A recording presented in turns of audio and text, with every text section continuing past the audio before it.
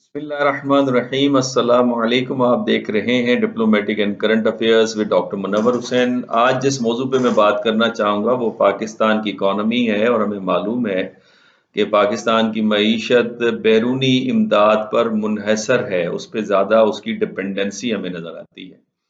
और ऐसा क्यों है, और हमें कहाँ से ज़्यादा इमदाद नज़र आती रही, और हम इमदाद के बावजूद हमारी इकॉनमी क्यों नहीं तरक्की पा सकी, और आम लोगों तक उसका असर क्यों नहीं जा सका। इन सवालात के जवाबात जो है इस छोटे से व्लॉग के अंदर मैं देने की कोशिश करूंगा। पहली बात तो ये कि हमारी जो इकॉनमी है वो ज़्यादातर डिपेंडेंट रही अमेरिकन एड के ऊपर। और अमेरिका हमें क्यों एड देता रहा, बिकॉज उसके दो जवाबात हो सकते हैं। पहला जवाब तो ये कि अमेरिका उन ममालिक को एड देता रहा जो कि स्ट्रैटेजिकली इम्पोर्टेंट थे अमेरिका के लिए। चूंकि कोल्ड वॉर के बाद अमेरिकन जो स्ट्रैटेजिक इंटरेस्ट थे, सिक्योरिटी इंटरेस्ट थे, वो टॉप ऑफ द एजेंडा हमें नजर आता है। और जो उसकी फॉरेन पॉलिसी के दो और इम्पोर्टेंट गोल्स हैं, जिसमें इकोनॉमिक प्रॉस्पेरिटी को ले लीजिए और प्रमोशन ऑफ अमेरिकन आइडियल्स को ले लीजिए, वो हमें थोड़ा सा पीछे नजर आते हैं।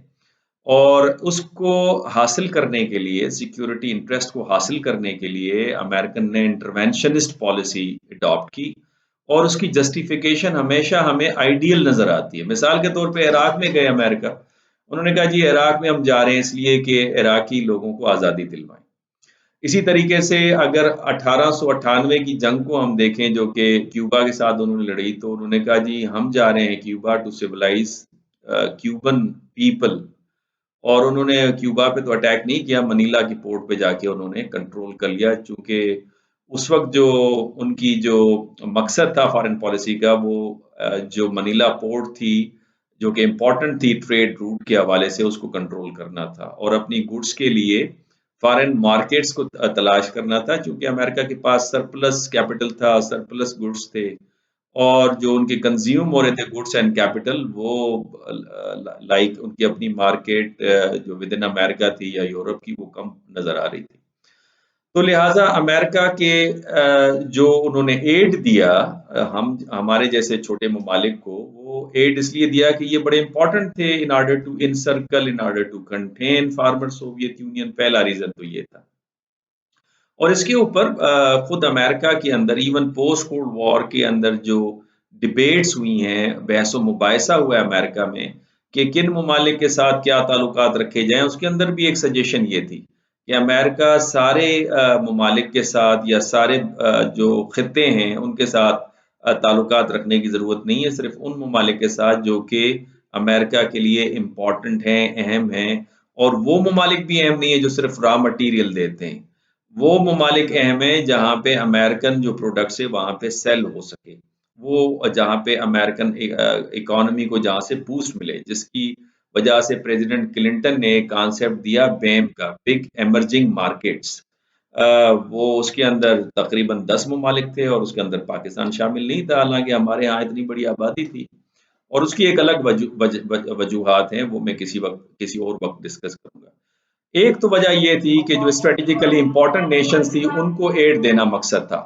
और दूसरा जो उनका जो एक रीजन था वो ये था कि सोवियत जो मॉडल था, मॉडल ऑफ डेवलपमेंट, वो आम लोगों के लिए बड़ा अट्रैक्टिव था। क्योंकि 50 सालों पर मुहित था और यूरोप की जो डेवलपमेंट थी वो 200 सालों पर मुहित थी।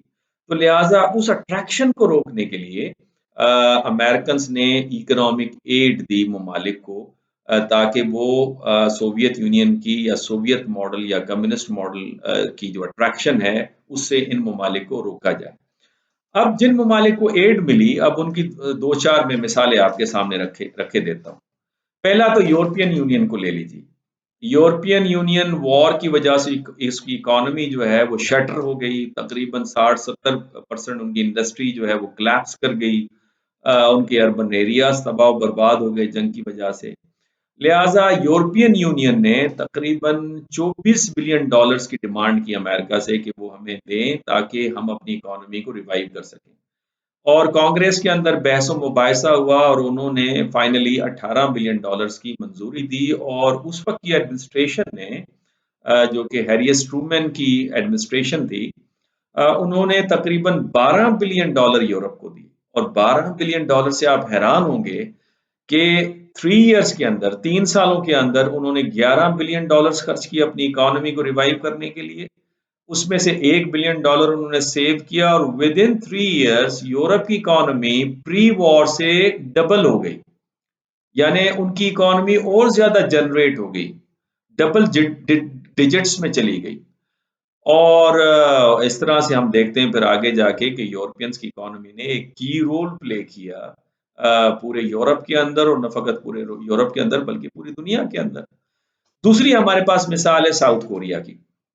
ساؤتھ کوریا نے 1980 میں جو اس کو ایڈ ملتی تھی امریکہ کی طرف سے وہ روک دی گئی. US ایڈ نے اپنے بوریا بسترا لپیٹا اور وہ ساؤتھ کوریا سے چلا گیا.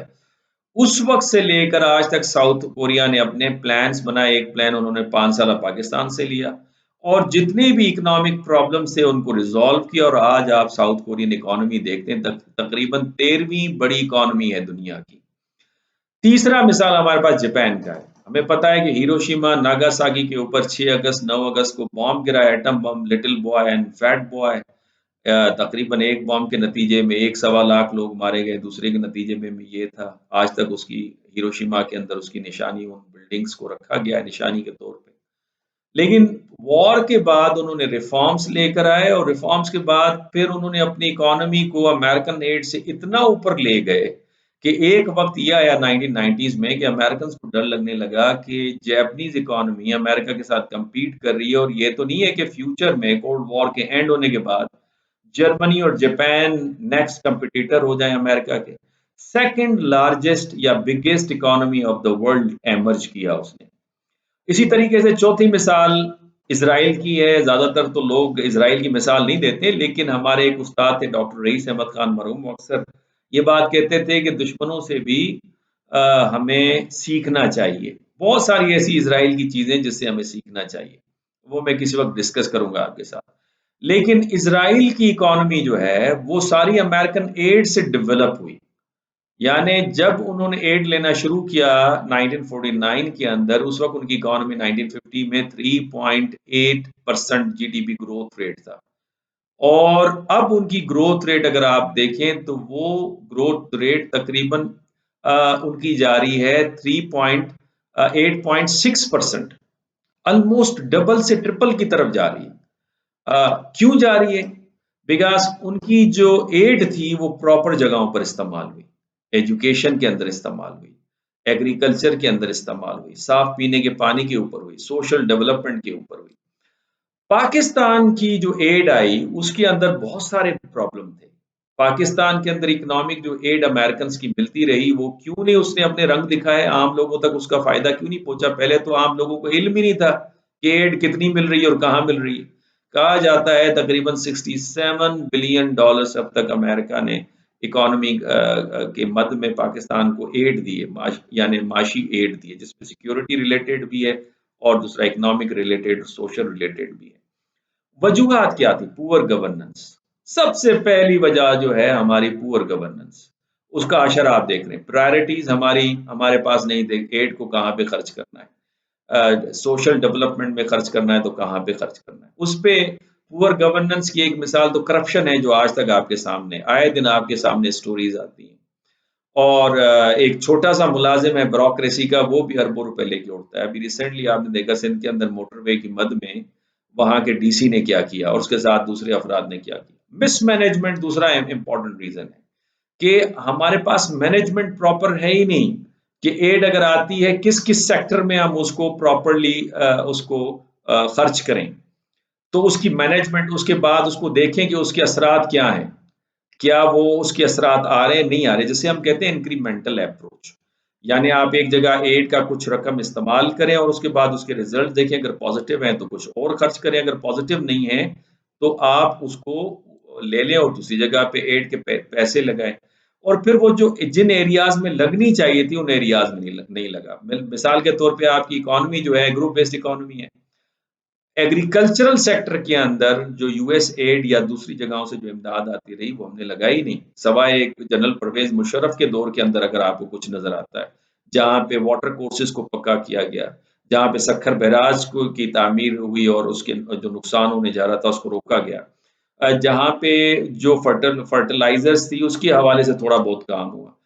اور تو ایگرو بیسڈ اکانومی جو ہے اس کی ہمیں ضرورت تھی، وہ ہم نے نہ انڈسٹری لگائی اور نہ اس کے اندر ریفارمز لے کر آئے، نہ اس کے اندر ہم نے سائنٹیفک جو ڈیولپمنٹ ہو رہی تھی نہ وہ اس سے ہم نے کوئی فائدہ اٹھایا دنیا کے اندر جو چل رہی تھی.